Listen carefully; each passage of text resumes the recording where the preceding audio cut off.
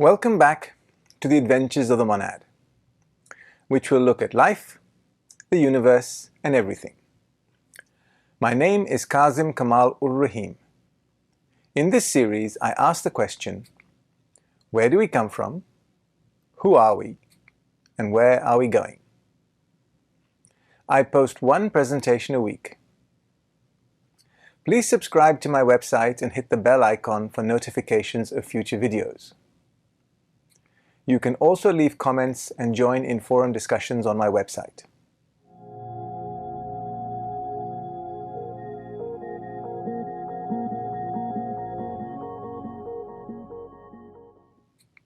These presentations have aimed to give a scaffolding as to how the universe is put together and why we find ourselves in it. After outlining the 49 planes of existence, I went on to talk about the three principal envelopes of humanity.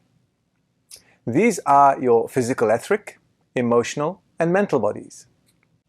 The fact that we are not just the sum of the parts we can see, but a collection of beings that exist on different planes of matter is a vital one to understand.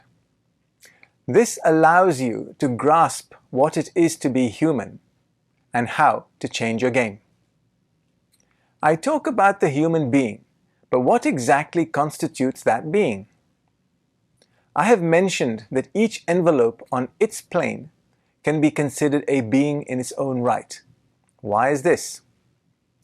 The reason is that each envelope is composed of a complex of atoms and molecules that are evolving themselves. I have explained that there are four basic grades of matter: primary, secondary, tertiary, and quaternary. What differentiates each grade of matter is how conscious they are.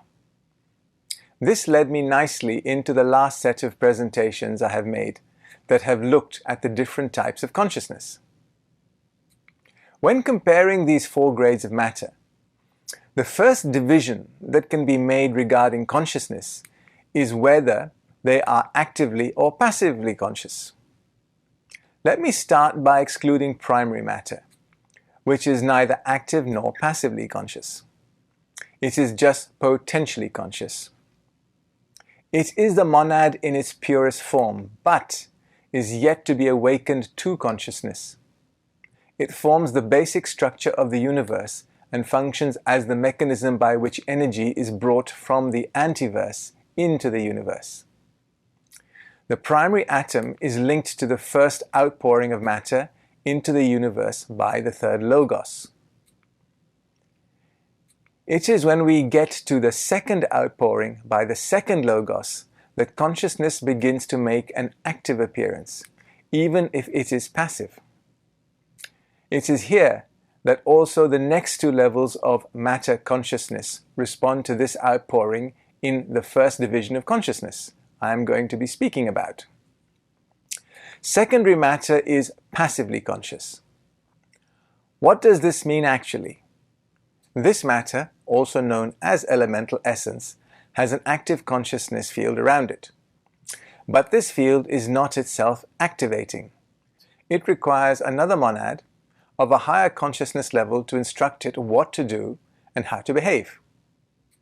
It does this faithfully in clusters of monads known as elementals.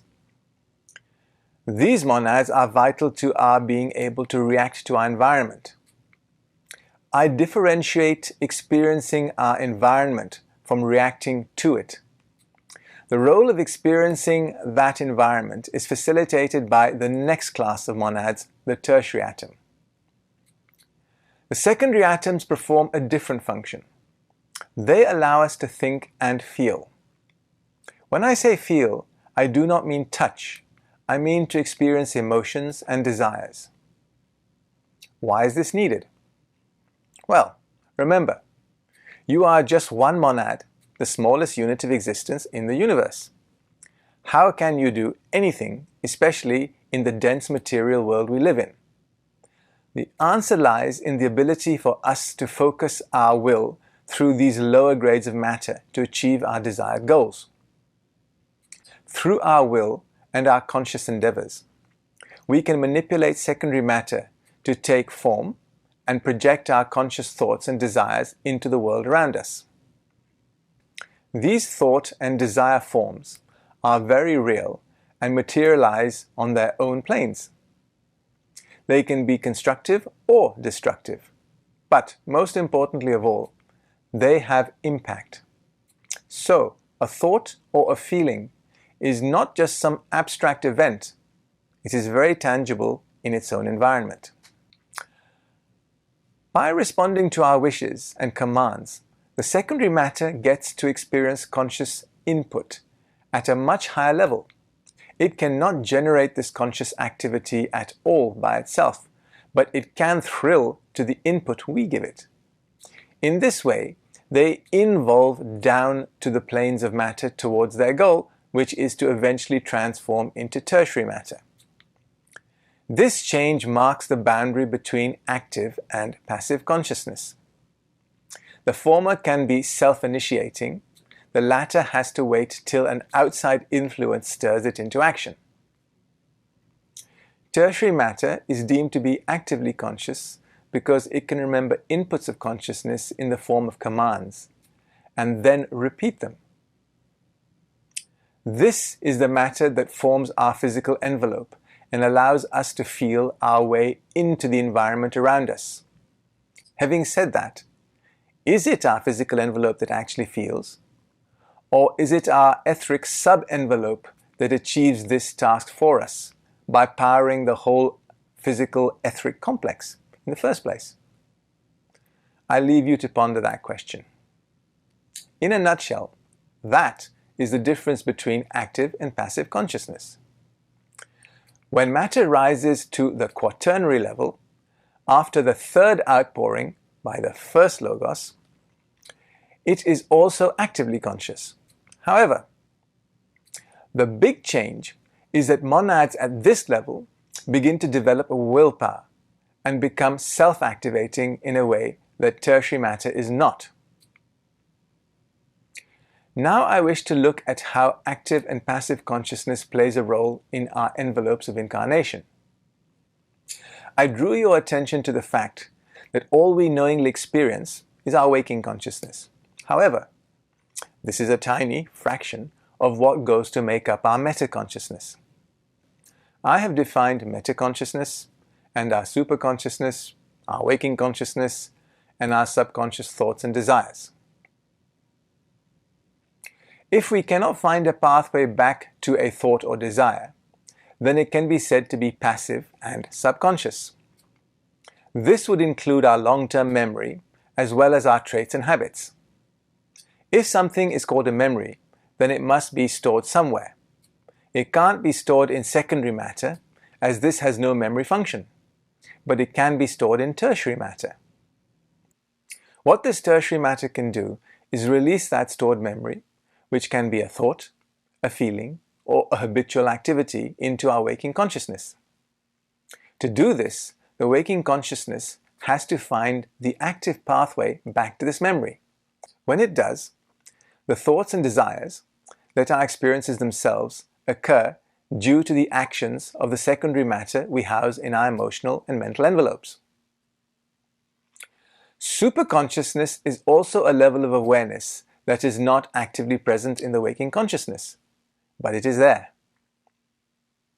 Effectively, for humans, our superconscious mind extends as far as our causal body, which, remember, is really our mental body. It happens to be located on the second triad and is not consciously available to us at the moment. But just as subconscious memories can find their way into our waking conscious, so can superconscious thoughts. This is known as intuition and inspiration. This leads me nicely to another area of consciousness that I wish to recap. What is the difference between objective and subjective consciousness? Put simply, objective consciousness is when a monad is aware of its immediate surroundings. This is most obvious when we are awake and aware of what is around us. However, we can also be objectively conscious on higher planes. This is possible when we fall asleep and our emotional and mental envelopes, as well as the focus of our monad, moves into the higher planes of matter. We do not remember this event clearly because we have a barrier that prevents this. I have explained that the etheric web is a ring of 49 one atoms. This shields us from unwanted attention by discarnate entities that dwell on the emotional plane. I have outlined why this is needed and what can happen if we do not respect and maintain the integrity of this barrier. What I wish to draw your attention to at present is that we can be and often are objectively conscious on more than just one plane, the lowest plane. At enlightenment, the game changes completely, and the monad is now able to function objectively on all the three lower planes. When I say three, I'm including the causal plane as well, as this has now joined the lower mental body to become just one complete mental body. The monad is now known as a conscious soul incarnate. Okay, so that has objective consciousness sorted. What about subjective consciousness? This is when the monad is focused within the envelope and does not interact with its surrounding environment directly. This occurs when we daydream or when we are engaged in deep thought. This subjective world is very real to us. If you consider that we are living in the subjective reality of the Absolute that created our universe, you get the idea that a subjective world can be as real as an objective one to the monad perceiving it. That world functions because, again, we manipulate elemental essence to take shapes that subscribe to our thoughts and wishes. This can appear very real to us, but it is a fiction. We have created it and we sustain it. It also serves a very important function in our evolution and allows us to plan and develop ideas before they are executed objectively in the world around us. This recent series of presentations have all been about consciousness and consciousness development. However, consciousness does not exist in a vacuum. It cannot exist at all unless matter and motion are also present. Well, you should have got the general gist of things relating to matter, as I am always banging on about planes of matter and varied and assorted molecules and atoms. I do, however, want to digress into a third component of the Holy Trinity, that of motion. The aspect of motion I specifically wish to discuss is that of will. I, however, cannot talk about will without linking it to energy. They are the same thing and are linked in a way that I outline next. I wish to point out that will, often spoken of as willpower, is how that will is modulated. In other words, the strength of will is determined by the energy it manifests. These are not two separate components, but they can be thought of as a two-stage manifestation of one principle. Just as matter has 49 planes of activation, so does consciousness. So what about will? Well, no surprise, will also manifests in specific ways on all of the 49 planes that go to make up our universe. Physical will is called impulse. This will is very weak and finds it difficult to control itself. As the term implies, not an awful lot of thought goes into an impulse. It just happens. What drives an impulse? The answer to that is found on the emotional plane. Here we find a world of desires. These desires can often be triggered by other emotions such as happiness or sadness. The impulse to eat a whole tub of ice cream may be triggered because the emotional body is experiencing a negative emotion and reasons that by consuming the ice cream it will somehow feel better about itself. Clearly, the net outcome of this event is going to make matters even worse when a pair of scales or a mirror are encountered. So why does the emotional body not put a stop to this impulse starting straight away? The reason is that emotional will is also weak. It can't control itself, let alone the next envelope below it. Is all hope lost? No. We now turn to mental will, which we call determination. If this is activated, then we stand a chance of not opening that fridge door. So it is mental will, which is much stronger than emotional and physical will. It can save the day if we choose to activate it and take charge of our weaker and desperate lower envelopes. The last aspect of consciousness I wish to recap on is linked to the next series of presentations. This new series looks at stages of development. We humans pass through 5 clearly defined stages of development. How can I say that they are clearly defined? Surely things are blurred, and you cannot say that one stage has been reached or another stage passed. Well, actually you can. This is where Hylozoics really earns its spurs. If you can focus your hypothesis into the realm of matter, it is easier to state that something has happened. It is an objective observation. When we look at something from a consciousness perspective, things become subjective very quickly. As the monad moves through the fourth, the human kingdom, it expands its consciousness. This expansion is directly linked to where the monad has its focus of consciousness. What do I precisely mean by its focus? Well, we have talked about the fact that the monad is actually located on the 43rd, the highest plane of our solar system. On this plane, it is located within the 43-1 permanent atom. To operate within the cosmic physical plane, the monad, with the help of the Devic kingdom, constructs a series of 9 triadic structures. Each of these structures either has a permanent atom or a permanent molecule.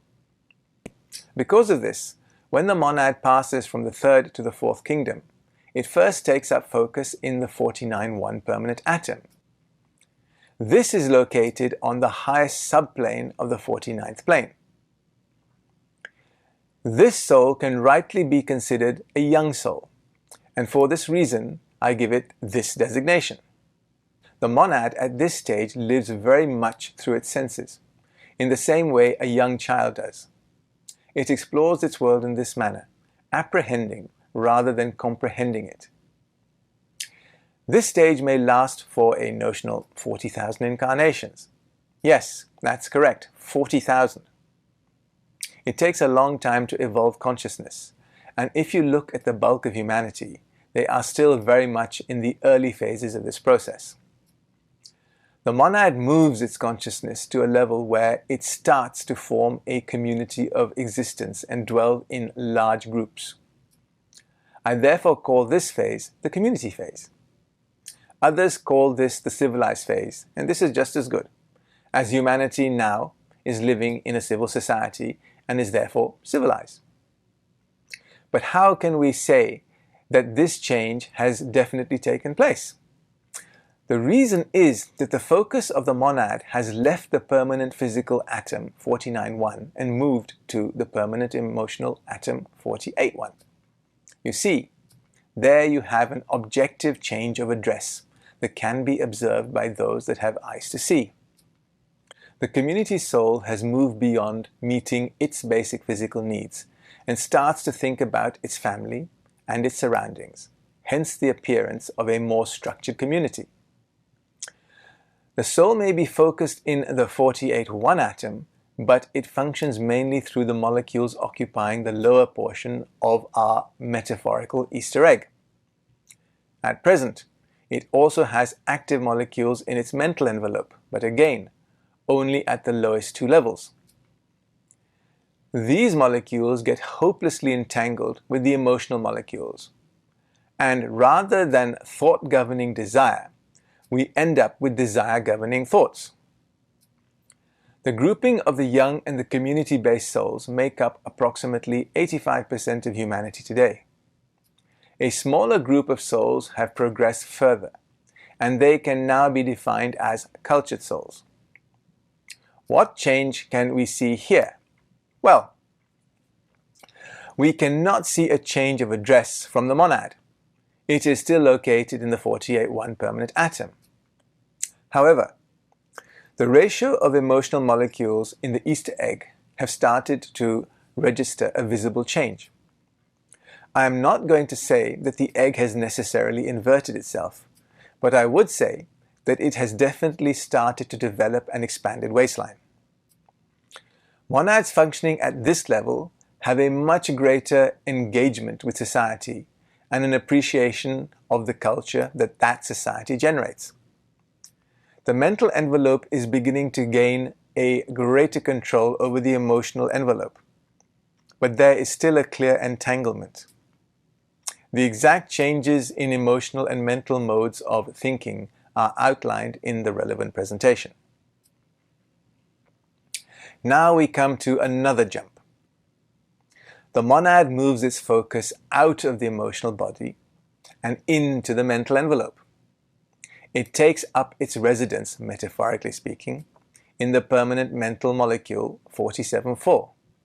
The biggest change that is noticeable is that the troublesome emotional body is now firmly under control, or at least starting to be. The soul now has a compassionate and benevolent view of its fellow monads, and that is why I call this phase compassionate. It is at this time that the monad starts to receive flashes of intuition and inspiration from its causal body. Although its intellect reigns supreme, it realizes that this intellect is not able to provide it with all the answers it seeks to understand. That emotional Easter egg is now well and truly inverted. This stage is reached by very few people at present on this planet. Less than 1%. This is the staging post for the last jump of the monad within the fourth kingdom. So, would you realize you have reached the final grade of consciousness in the human kingdom? You bet your bottom dollar you would. Materially, the focus of your monad leaves the mental body and migrates to the permanent mental atom 47-1. This is located on the second triad. So there is an objective observation to be made when looking at such an individual. The changes are much further reaching than just a change of address and a bit more control of your emotions. There is a root and branch evolution in your conscious capacity, and these changes are examined in the next set of presentations. I hope you have found this recap informative, and that it helps you to knit together the concepts so far outlined. I do not usually script a recap, but I did this one for my own benefit, if not yours as well.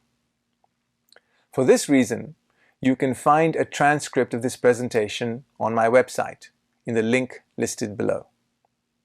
Thank you.